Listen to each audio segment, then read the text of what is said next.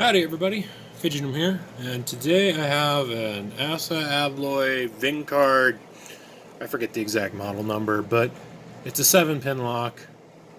These are used as like a mechanical override in like a hotel keycard kind of a lock. I'll have the actual model number in either the title or the description if you're curious to look it up. I don't remember off the top of my head. I think it's a 58 something something. It's got 7 trampoline pins in it, which act primarily like spools or mushrooms or what have you. Mushrooms, actually. They're a little bit... Spools do act a little bit different, although sometimes it can be hard to tell. Wording on this lock looks crazy, but it doesn't do much. And the bidding, I could not have asked for better bidding if I had specified my own. So let's just pop this open. We'll see how long this takes. And I've got the vise in the other orientation so that hopefully you can see what I'm doing. Alright. Let's see if we can find a binder. 7-pin lock. This lock originally had, nice click out of 7, a whole bunch of master wafers in it. I have since removed them. There we go. Now we're on to the trampolines. And rotation out of that one. Nothing there, nothing there, nothing on 3. 4. Maybe that was 5, I don't remember. That was 3, 2. And nothing on 1. And all the way to the back now, 6. Click out of 6. 4, 2, 1. Basically, you just got to hit the spools until you eventually get the right spools picked in the right order. Oh, 7. 7 wanted to go. Alright, 6. I don't think that one needs to go anywhere. 4. That might have been an overset. Oh, 1 is binding for the first time. There we go. 2.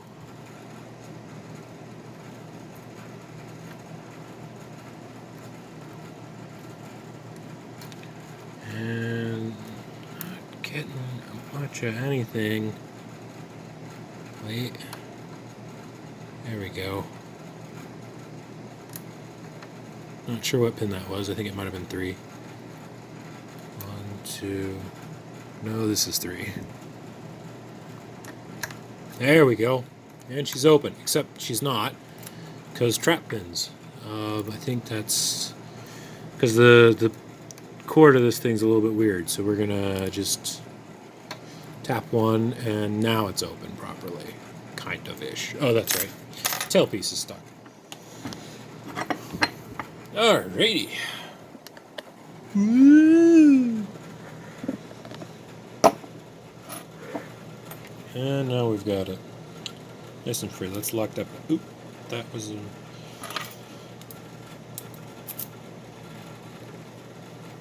Oh, that's right. You'll see why I can put the key in even when it's not in the correct position, except for the last pin. The last pin doesn't work. This thing has a really strange Bible. I don't know what the hell that's about. I don't know what purpose it serves. There we go. But, oh, this one's, Torx. Okay.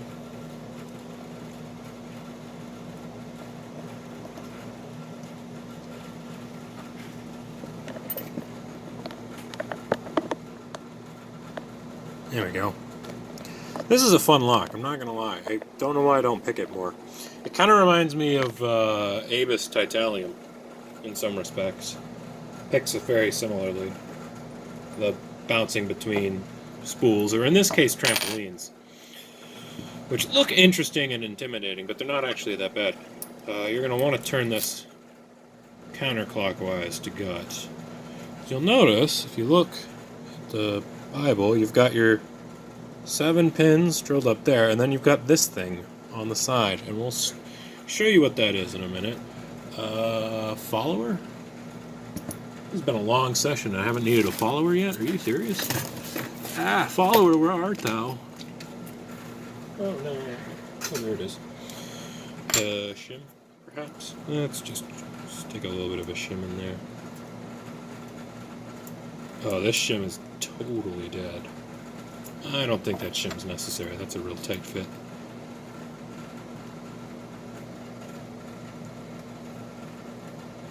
There we go. There should be a few master wafers, because I believe I needed a couple to make the key keep working. So we'll see how that went. Mixture of steel and brass pins. Oh, right. 7-pin lock, 6-pin mat. We'll just leave that on the table and be very careful. So the longer... Oh, that's not serrated. Those are actually master wafers. It looks like a serrated pin, but they're actually just master wafers stuck together with grease. Let's turn that. Yep, there we go. So yeah, all the driver pins are standard, but machined quite nicely. A mixture of brass and possibly steel. It's kind of hard to tell. Let's see.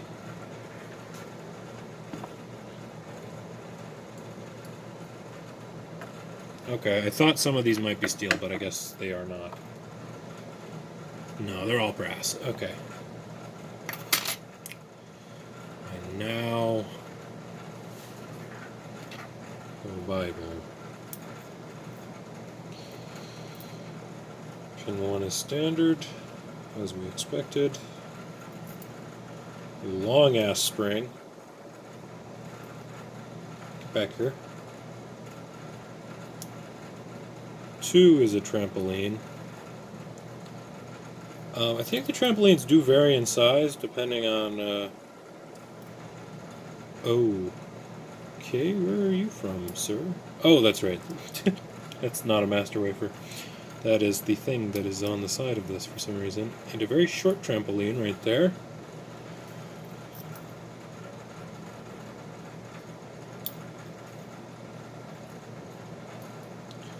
And a trampoline right here. This one has to have a master wafer on top of it, or it won't be above the shear line. And the spring would get messed up when I pick it. It's actually the case for a lot of these. I did my best to remove as many master wafers as I could, but honestly you can't, because they balance the pin stacks. So you'll notice that there are some short trampolines and some long ones. In a minute you'll see there are some short trampolines and some long trampolines. And to maintain that balance, I have to leave in some master wafers.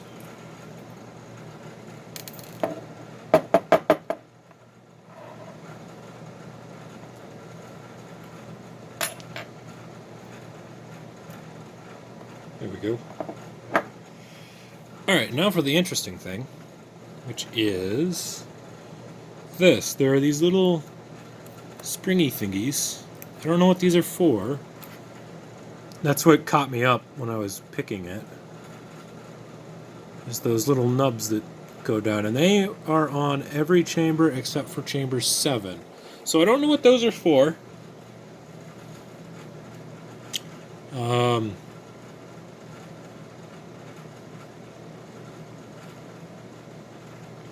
Maybe they allow you to remove a master key, or they have something to do with construction keying, like if there was like a wafer that got moved over and then you pull it out. I don't know. That's my best guess, is that they're for construction keying. Perhaps. Maybe. But they're used in a system that has an electronic lock. So I don't know. I do not know. But these are the pins. And you'll notice that I had to keep some of the master wafers because some of those trampoline pins are very short. So in order to allow the lock to keep functioning, they have to stay. These ones have to stay in for the key to keep working. These ones have to stay in so that the spring doesn't drop below the shear line when the key is removed. Alright. That's it. That's what I've got for you today. Thanks for watching. Subscribe if you're new. Goodbye.